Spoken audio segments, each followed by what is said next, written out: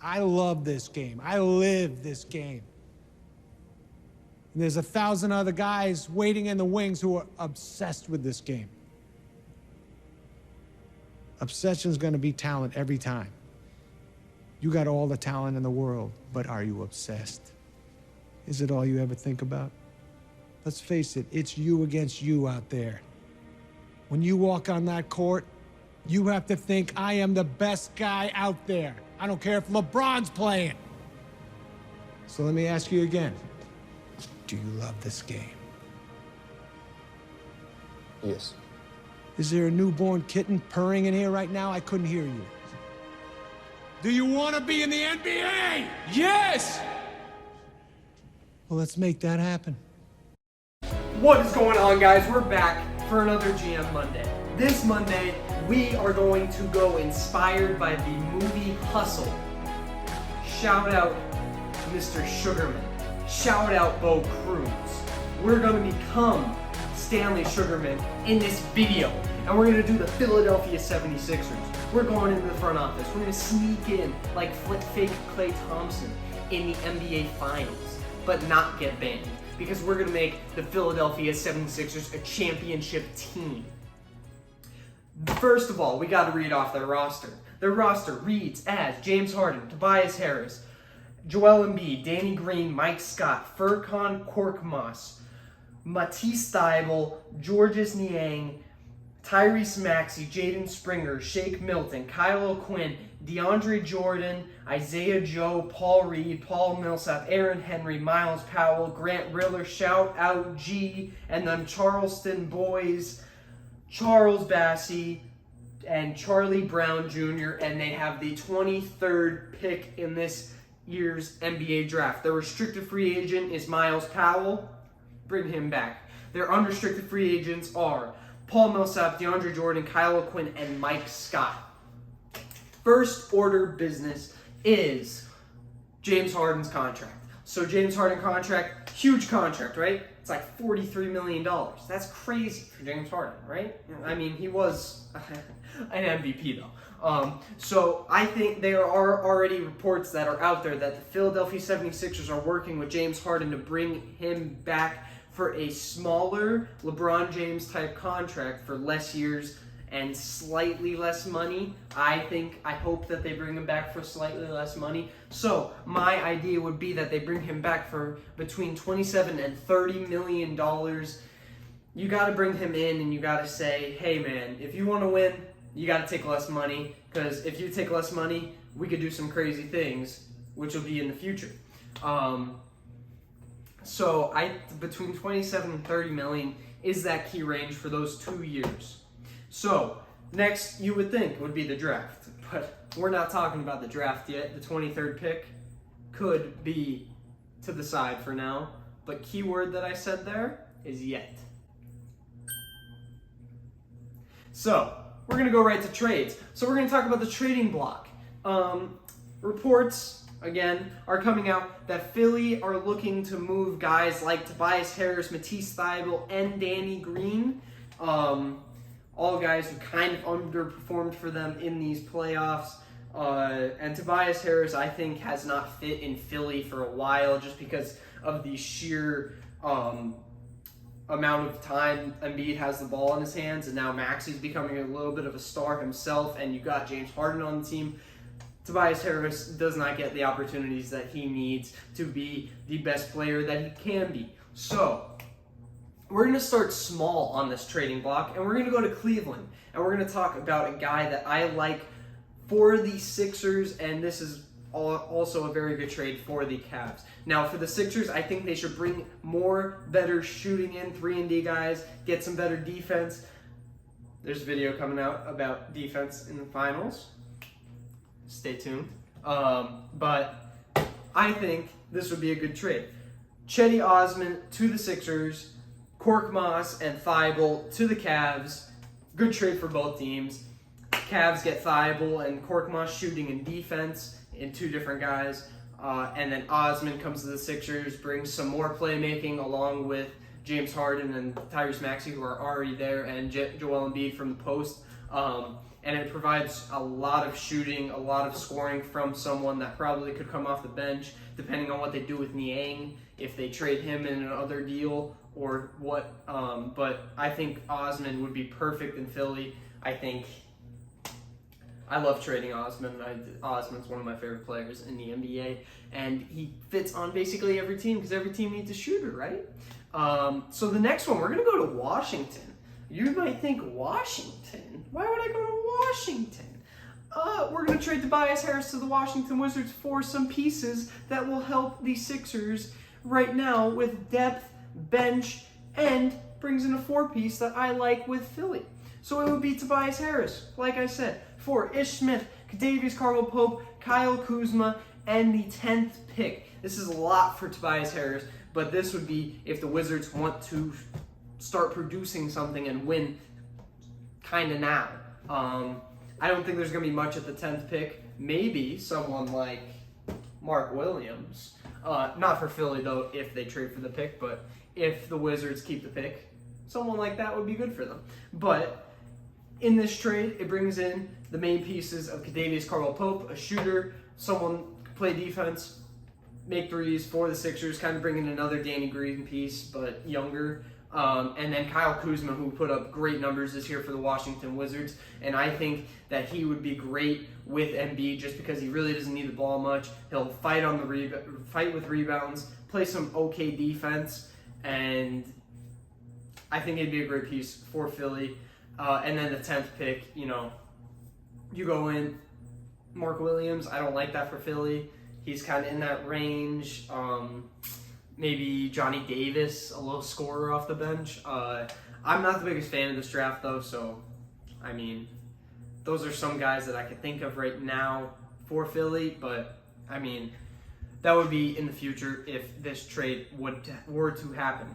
Now, we're going to go to Miami and bring in another shooter for the Philadelphia 76ers, which would be Duncan Robinson.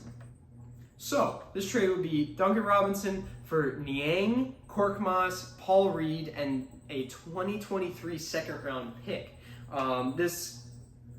If the Osman trade were not to happen, because the Cavs might want to keep Osman, I wouldn't blame them. Someone like Duncan Robinson might be on the trading block this offseason for a good price, and Miami needs a backup center. Paul Reed's a great backup center. Provides shooting with Korkmaz, someone else to bring off the bench. Niang also had great minutes this year with Philly. I think he would have amazing minutes in Miami just because I think he's a Miami basketball player.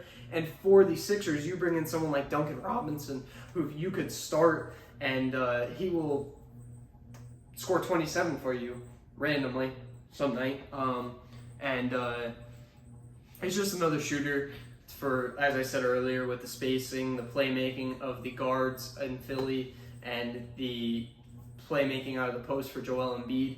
But that was my main focus in this offseason, is bringing some shooters, bringing some defense, everything to make this Philly team a championship team next year for Joel Embiid in his prime. Now we're going to get into some spicy trades. We're going to talk OG Anunoby. I don't like OG Anunoby going to the Sixers personally, just because I think he's more of a playmaker also. He will make other people better, and the Sixers already have a ton of playmaking, and they really don't need to go out and get another guy that can play make and not bring in a shooter, scorer, someone that can get rebounds, something like that, play defense. OG is a very good defender, but I think he's too much of a playmaker, needs the ball in his hands on offense, that it wouldn't really work out and kind of just be like Tobias Harris again. So, this trade would be OG Anunoby for Danny Green, Matisse Thybulle, Paul Reed, and the 23rd pick in this NBA draft. Also, I don't know if that's enough for OG. I don't know what teams are putting up for him. After seeing the Christian Wood trade, you don't know what teams are going to give up this offseason just because Dallas got him for a ton of third-string guys on their team. Poor Boban. Rest in peace, Boban in Dallas. But after seeing that, you don't know what's happening. So I think this trade could be good enough. It brings someone to Toronto like Matisse Thybulle, which really fits what they're doing. It brings in a good backup center in Paul Reed. And then Danny Green already was in Toronto. Great shooter, great defense. 23rd pick. someone later in the draft. This is a solid trade for Toronto, and then OG to Philly. I mean, I don't like it, but we're just putting out ideas here.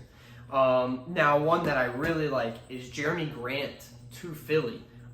This would just be a swap, Jeremy Grant for Tobias Harris. I think it's a win-win for both teams. Tobias Harris going back to Detroit with these young bucks over there. I think that would be perfect for Tobias Harris. Get the ball more in his hands, just work more.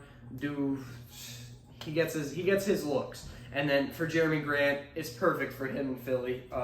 He's not a ball dominant guy.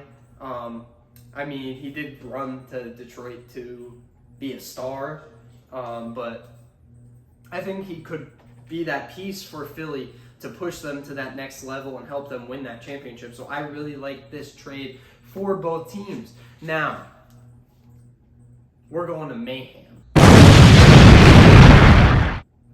The final thing we're going to talk about is what we like to do on this channel. Apparently, I did last week with the Knicks, but we like to throw out some crazy ideas. So this idea would be free agency. You sign Bradley Beal, you bring back someone like Mike Scott as a vet guy, and you bring back James Harden on that $27 to $30 million deal for 2 years.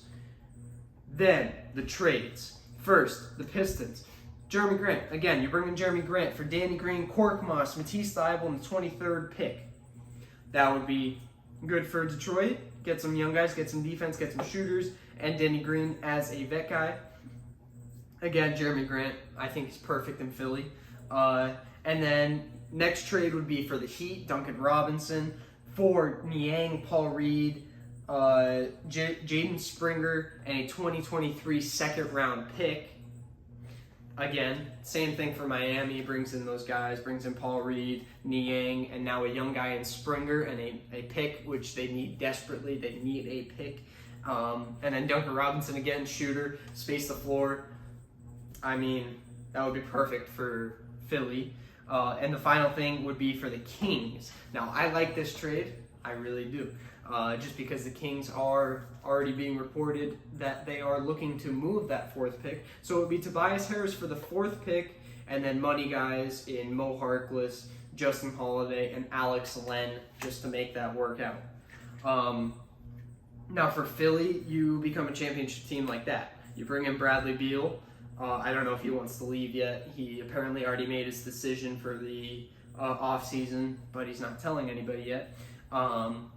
So, I mean, Bradley Beal is one of the best players in the NBA. That would be amazing to see him on next to James Harden, Maxey, and Embiid, and Jeremy Grant now through this. Like I said before, Jeremy Grant, perfect fit for Philly. Work hard on the glass. Doesn't really need the ball, but he could get a bucket. I think he's perfect for Philly. Duncan Robinson providing the shooting. And then the 4th overall pick, I think Jaden Ivey's going to be there, and I love Jaden Ivey in this draft. And in Philly, I would love Jaden Ivey in Philly. I mean, he'd be off the bench. He'd be kind of like a little bit bigger of a role, but kind of like what Kuminga was for the Warriors this year on this type of a Sixers team. But yeah, that would be perfect for Philly. But to close this out, I think this offseason, we already are seeing some guys on the trading block, but I think Philly needs to go out, find some shooting, find some spacing for 3-and-D guys to surround the playmaking that you already have on this team. If you could keep someone like Korkmaz or obviously Tyrese Maxey, if you could keep those like glue guys that already get that time, Niang, that would be a bonus while just trading like those 3 guys. Trading 2 of those guys, 1 of those guys, just something, bring something else in, bring some new blood in, and just build that culture that you want to build to win this championship within the next 2 years.